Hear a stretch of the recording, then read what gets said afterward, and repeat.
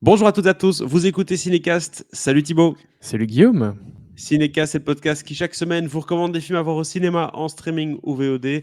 Aujourd'hui, on vous parle d'un film qui sort le 25 juin en France, en Belgique, partout dans le monde, à Buenos Aires, vraiment partout. Il s'agit de F1, le film officiel, F1 The Movie, hein, c'est même le titre en anglais. Le film officiel de la Formule 1, de la Formule 1, c'est une marque en fait, la Formule 1, c'est une entreprise même, hein, non? Donc Oui, du oui, coup, il y a une société derrière.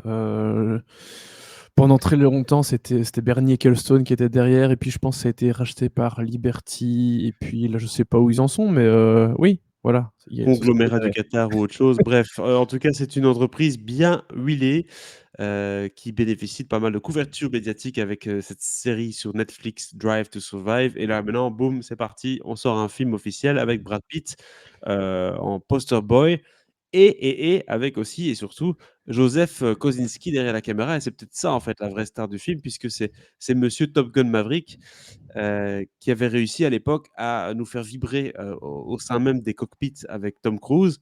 Et ben, en fait, concrètement, on prend les mêmes, on recommence, mais cette fois-ci, c'est dans des voitures. Je propose qu'on parle d'abord un peu du synopsis avant de faire la bande annonce. De quoi ça parle le film? Ça parle de Sonny Hayes, qui est donc, Brad Pitt, qui était un prodige de la F1 dans les années 90, jusqu'à ce qu'il ait eu un accident évidemment. Et 30 ans plus tard, devenu pilote indépendant, il est contacté par Ruben Cervantes, qui est joué par, Javier Bardem, patron d'une écurie un petit peu en faillite, qui le convainc de revenir pour sauver l'équipe, pour prouver qu'il est toujours le meilleur. My God, dit ça fait très, Top Gun. Et aux côtés de Joshua Pierce, qui est un jeune, débutant, joué par Damson Idris, un diamant brut, hein, mais qui n'est pas encore numéro 1, mais qui va peut-être un jour le devenir. Et ben, ils vont devoir faire équipe, être coéquipiers et peut-être même accomplir le rêve de cette écurie ensemble. Je propose qu'on regarde un extrait de la bande annonce. My Rook is a phenomenal talent, but he's young.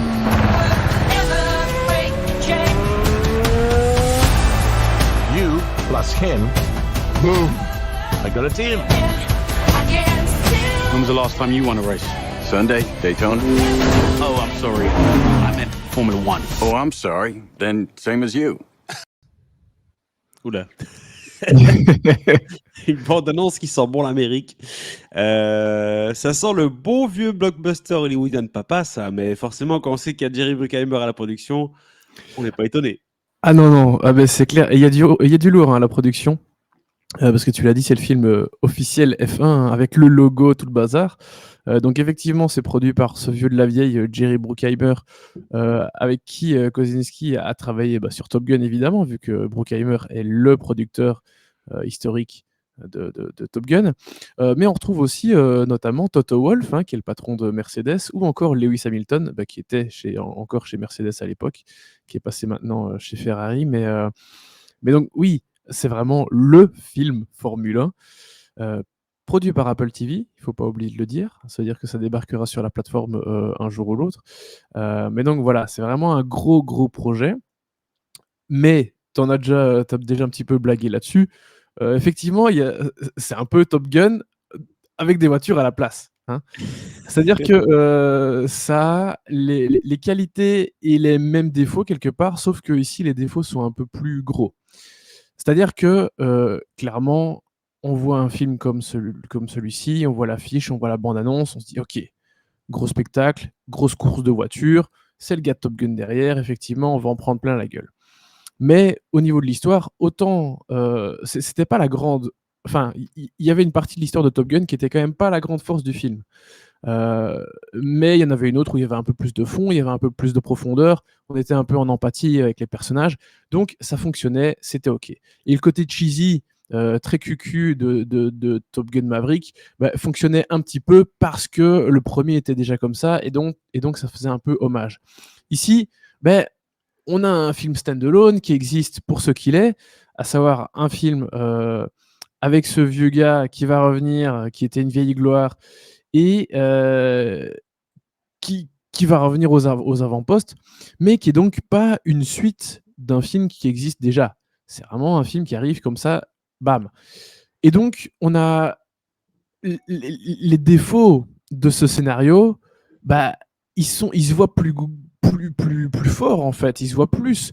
Oui, en fait, Heu, ce que tu es en train de dire, c'est que le côté nostalgique de Top Gun, qui donc avec le retour de Top Gun de Tom Cruise et tout dans ce rôle-là, nous faisait pardonner un peu le scénario un peu bof de Top Gun Maverick, qui est quand même exactement. très cucu. Et ici, par contre, vu qu'il y a rien comme point de référence, on est beaucoup plus attentif, à l'histoire du film et l'histoire, sans doute est un peu, elle peut se résumer sur un ticket de métro, non? Bah oui, c'est l'arc hyper classique de la vieille gloire, qui a eu, son petit moment en Formule 1. Il a eu cet accident hyper grave et puis, il est devenu, pilote pour à peu près tout et n'importe quoi. Lui, ce qu'il a envie, c'est de conduire et basta et depuis, il a des problèmes d'addiction, enfin de jeu et il est contacté par son ancien, copilote dans enfin qui était son copilote dans la même écurie à l'époque, qui le contacte donc pour cette aventure, parce que son écurie, elle est clairement aux abois et il a un rookie. Donc les rookies, c'est ceux qui font leur première année et voilà, il a besoin quand même d'un pilote un peu aguerri, à ses côtés. Évidemment, leur objectif, c'est d'avoir au moins une victoire parce que pour l'instant, c'est vraiment, le fond de grille, hein. Ils ont 0 point en je sais pas combien de grands prix. Autant dire que vraiment, ils jouent pas du tout la gagne et que le scénario, tu vois tout venir à des kilomètres, hein. L'arc, je l'ai dit, il est hyper classique. C'est enfin, franchement, vous allez avoir aucune surprise à ce niveau-là, hein. D'un côté, on est quand même avec le scénariste, de films tels que le Transformers 2: La Revanche ou Oui et Transformers: L'Âge d'Extinction ou ouais, ouais, Ehren Kruger, tu regardes sa filmo, c'est quand même globalement pas des grandes réussites, d'un point de vue scénaristique, hein. ils ont pas été chercher, Non la et en la plus, crème de la crème au scénario. c'est marrant, mais c'est la première fois que Kosinski, co-signe un scénario, aussi. Donc tu te dis: «Pourquoi un film comme celui-là?» alors que finalement c'est assez, classique. Mais bon, En général, quand les réalisateurs co-signent des scénarios, c'est parce qu'ils ont commencé le film et ils ont modifié beaucoup de trucs pendant le tournage. Donc à la fin, du coup, on revoit le crédit du film en disant: «Tiens, tu as quand même beaucoup bossé sur le scénario. ouais. Allez, tiens, on te met au scénar». Mais bon, clairement, je pense que c'est un problème du film, mais c'est pas grave, on va lui pardonner ça parce que c'est pas le but du film. Tu vois ce que je veux dire? On s'attend Non, pas à voir un truc, hein, c'est pas un Christopher Nolan ici, hein, donc bien sûr. on s'attend clairement à avoir du Brad Pitt qui enlève ses lunettes de soleil, le lever de soleil derrière lui, le coucher de soleil et puis wouh, il sent la terre. Enfin, c'est ça qu'on veut en fait, c'est le côté Ouais. hyper cliché quoi, mine de rien. Beh, ce qu'on vient voir, c'est vraiment le côté, spectacle, les voitures et l'avantage de ce film-ci par rapport à d'autres films de voitures, peut-être, mais je pense que c'est aussi, une faiblesse, ce n'est pas qu'une force, c'est d'être le film officiel de la Formule 1 et donc déjà, premièrement, d'un point de vue accès, il y a tout. C'est-à-dire que si vous suivez un petit peu la Formule 1, toute l'année ou même si juste vous regardez Drive to Survive, sans plus, vous allez reconnaître à peu près tout, hein, les circuits, les pilotes. Après, vous attendez pas à voir, des longues scènes de dialogue avec les pilotes de Formule 1, Oh non, parce que non, hein, ils ils savent ils pas pètent jouer. ils pètent pas un mot, hein. On les voit un petit peu de loin et voilà. Parce que le film a été tourné en même temps que les différents grands prix, durant 2023 et 2024. Il y a eu la grève des scénaristes à Hollywood, ce qui fait que le film a pris un peu de retard aussi. Mais donc tous ces gens ne jouent pas. Mais enfin, vous allez quand même voir apparaître, les patrons d'écurie et notamment Zac Brown, Fred Vasseur qui eux, pour le coup, ont des petites lignes de dialogue. Pareil pour Toto Wolff qui a une petite ligne de dialogue. Vous allez reconnaître, les commentateurs, hein, Will Buxton notamment. Bref, tout ça va être familier et ils ont tourné le film notamment pendant, les essais libres et cetera.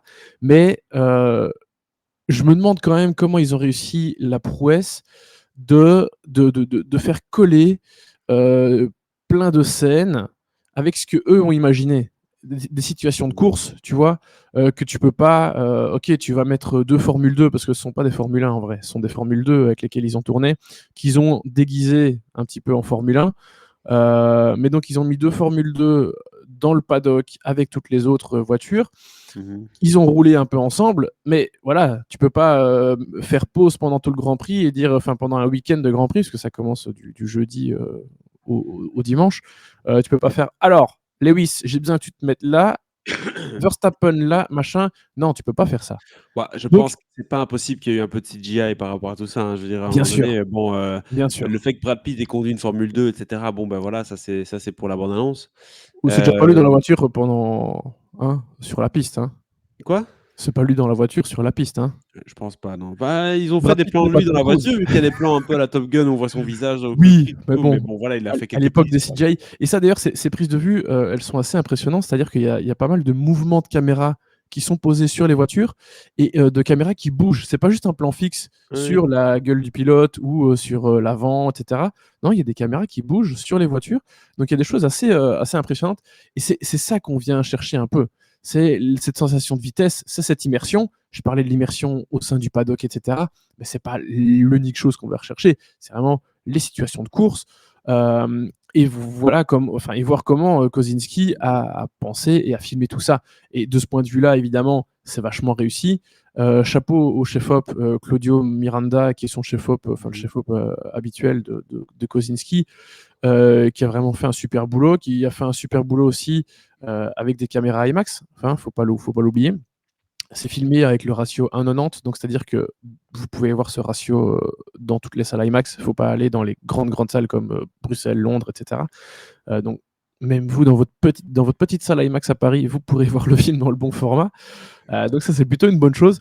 Mais ce qui veut clairement, les tout dire, hein, courses ça sont résume la le point fort du film, ça c'est clair. voilà, ça résume vraiment l'optique du film. L'optique du film, c'est d'en faire un produit de consommation de masse et que ce soit possible dans tous les cinémas du monde, avec le meilleur son possible, avec le meilleur bazar et voilà, c'est comme tu l'as dit, en fait, c'est comme si on achetait un Lego set, Formule 1. Donc c'est-à-dire que tu as les pubs Qatar Airways, tu as tout ça dedans, mais voilà, mais en même temps, tu joues avec des Lego. Donc Ouais. là, c'est la même chose, tu vas voir un film, sauf que tu te prends tout dans la figure de la Formule 1, quoi. Ce qui a le côté positif, comme tu dis, mais aussi le côté sans doute négatif en fait, c'est un peu un mode carrière dans un jeu vidéo, quoi, sauf que c'est filmé sur Mmh. grand écran. Oui, oui, c'est ça, c'est ça. Et en fait, malheureusement, parce que voilà, le grand spectacle, il est là, hein, il est à la hauteur, il y a pas de déception à ce niveau-là. Mais c'est dommage que l'histoire soit basique as fuck et que, malheureusement, les personnages, moi, j'ai pas plus d'empathie que ça pour eux. Parce que le problème des sportifs de très haut niveau, c'est qu'en fait, c'est pas forcément des gens hyper attachants pour certains d'entre eux. C'est des gens très froids qui sont dans leur tête, qui sont limite arrogant, et cetera. Oui, Évidemment c'est que des le champions. personnage de Brad Pitt est hyper arrogant, hein. Après tout, c'est quand même le mec qui est quand même très doué, qui revient comme ça de nulle part 30 ans plus tard, hein, 30 ans après être monté dans une Formule 1 pour la dernière fois. Autant dire qu'évidemment, déjà, c'est impossible, hein, ça n'arrive pas. Mais évidemment, donc, c'est pas des gens qui sont très, très attachants. Et son coéquipier, le rookie, bah, il voit la vieille gloire débarquer aussi, donc lui aussi doit montrer qu'il est le meilleur. Et bon, ça, c'est le problème aussi de la Formule 1, c'est que ton premier adversaire en Formule 1, c'est ton coéquipier, c'est pas les autres. Ouais, Heu, bah, chacun pour soi, hein, Beh clairement. oui, et oui, il y a tellement d'enjeux et tellement de pognon là-dedans que voilà. Mais donc malheureusement, je trouve qu'ils sont pas hyper attachants. Alors ça fonctionne un petit peu parfois où ils collaborent un peu, mais il y a des choses qui sont en fait trop soudaines dans l'écriture et c'est ça qui est un peu dommage. Tu vois, ils sont vraiment très l'un contre l'autre pendant une bonne partie du film et puis tout d'un coup, OK, il y a un déclic, mais il y a trop de choses qui sont trop soudaines et qui n'arrivent pas de manière assez constante, tu vois? Donc Ouais, ça, j'entends. forcément, ça n'aide pas et c'est vraiment dommage parce que, en plus, il y a vraiment pas beaucoup de fond dans ce film, tu vois? Alors que tu peux en trouver dans Top Gun Maverick, tu peux en trouver, même dans Oblivion et cetera. Tu peux vraiment trouver des choses intéressantes, et vraiment du fond dans les films de Kosinski. Mais alors ici, par contre, c'est le vide, tu vois? Il y a vraiment pas grand-chose à se mettre sous la Ouais. dent à ce niveau-là. Non, Donc on est là pour le spectacle et point barre, tu vois? voilà, je pense que c'est le pari du film. Il s'est dit: «Voilà, nous, on va remplir ce besoin-là. Les gens veulent voir un spectacle au cinéma et ils veulent pas se prendre la tête, quoi. Tu achètes des Ouais, pop-corn, tu t'installes, tu t'en prends plein la figure et c'est ça qu'on vient faire» c'est ça. et je pense qu'ils le font bien et je pense que ça a marché, du coup, hein, parce que si Oui, l'histoire est basique, ça va permettre aussi d'ouvrir les frontières, tu vois? Je veux dire, dans des pays où ils ont moins l'habitude de voir les films américains, bah, eux, forcément, une histoire hollywoodienne, ça va leur plaire donc bah, ce film a vraiment pour vocation d'être le numéro 1 au Brésil, l'Amérique latine, la Formule 1 là-bas, c'est une religion, hein, donc bien ça va sûr. être, Mais ce serait curieux de voir le résultat de ce film. À mon avis, ça va être un gros oui, carton, mais quoi. en même temps, tu as des têtes d'affiche. Tu as Brad Pitt qui joue bien, franchement, il est OK. Javier Un peu le Brad Bardem Pitt des est 20 plutôt dernières bien années, quoi. Tu vois aussi. le Brad Pitt, depuis qu'il a fait Inglourious Basterds, c'est plus ou moins toujours le même Brad Pitt, hein. Oui, oui, oui, il change plus trop.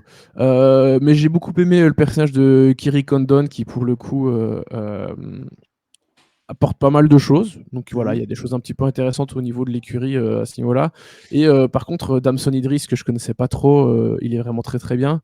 Donc ça fait plaisir. Et puis aussi, dans les dernières choses positives que je voulais dire, c'est la BO d'Hans Zimmer. Ça faisait un moment que Hans Zimmer m'avait pas autant plu. Et ici, alors il renouvelle pas non plus tout le bazar, hein, mais voilà, je me suis dit, ah, ok, ça a de la gueule, c'est plutôt sympa. La vraie question, c'est est-ce qu'il va l'ajouter dans ses concerts au Sword Palace, tu vois? Est-ce qu'il va Ah, mettre ça, la thune de F1? On ne sait pas. je sais pas. Mais il a mis quand même Mission Impossible 2, et ça, c'est le plus important. Ah oui, c'est ça. OK. Bah, écoute, je propose qu'on passe à la note du film. J'ai l'impression que tu vas lui donner un petit timide 2 étoiles parce que c'était pas non plus dingue. Par contre, ça fait le taf. Je me trompe? Bah non, tu ne te trompes pas, c'est un timide Voilà. 2 étoiles, parce que comme je le disais, le côté, et je vais terminer là-dessus, le côté pub et enfin, le côté, c'est le film officiel, bah, ça a ses avantages, mais ça a aussi les inconvénients où ça fait un peu, pub, et on te placarde, des pilotes de Formule 1 et on te mentionne, Drive to Survive, mais pas Netflix quand même, parce que c'est quand même un film Non, de non, Apple TV, faut pas déconner. Je suis déjà étonné qu'ils aient mentionné la série. c'est ça. Bon, Il y a enfin pas voilà, Ted bon, Lasso qui vient dire coucou, dans le film pour faire un petit crossover, non, Apple TV+? non, Un non. truc de mauvais goût, quoi, terrible. Mais voilà. Alors, je peux même pas dire que je suis déçu parce que je m'attendais pas à un miracle. Enfin, j'allais dire, j'exagère un peu en disant ça, mais voilà, je suis pas déçu. Je pense que c'est le film auquel on pouvait s'attendre. Point. Ça, c'est le film du consensus parce qu'à mon avis, ce film a dû être accepté par, une cinquantaine de personnes en haute, en hautes instances chez dans l'écurie Formule 1 et chez Apple. Donc je pense que c'est là un film de bureau, comme on dit.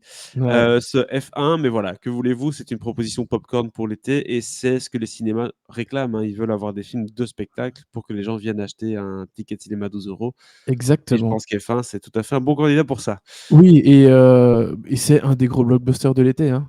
Oui, On l'a dit. D'ailleurs, n'hésitez pas à aller rattraper notre podcast sur les blockbusters de l'été parce qu'il y a des choses à dire. C'est un été chargé. Et oui. voilà, voici le film qui va prendre les écrans IMAX pendant un petit moment. Avant, à mon avis, sans doute Jurassic World, et je sais pas, C'est mais ça. voilà, ça va s'enchaîner après, hein. C'est clair. On vous tiendra de façon informée de tout ça. N'hésitez pas à nous dire dans les commentaires ce que vous avez pensé du film quand vous l'avez vu, parce que, il sort quand même pas tout de suite là, au moment où on publie cette critique Ouais, il et sort abonnez-vous au dans podcast quelques jours, oui. Un peu sur moins la d'une plateforme de semaine. votre On s'y prend choix. un Ouais, peu c'est tôt, mais il y a un peu des avant-premières, donc les gens vont pouvoir le ah, voir. ils ont confiance en le film puisque, les critiques sont sorties un peu partout, déjà aux États-Unis et tout, donc voilà, les gens, ça fait plusieurs semaines que les cotes arrivent sur les différents sites parce qu'ils ont confiance. Ils ont peut-être Voilà, raison. peut-être. Allez, à très bientôt pour une nouvelle critique. Abonnez-vous. Ciao, ciao. Ciao, ciao.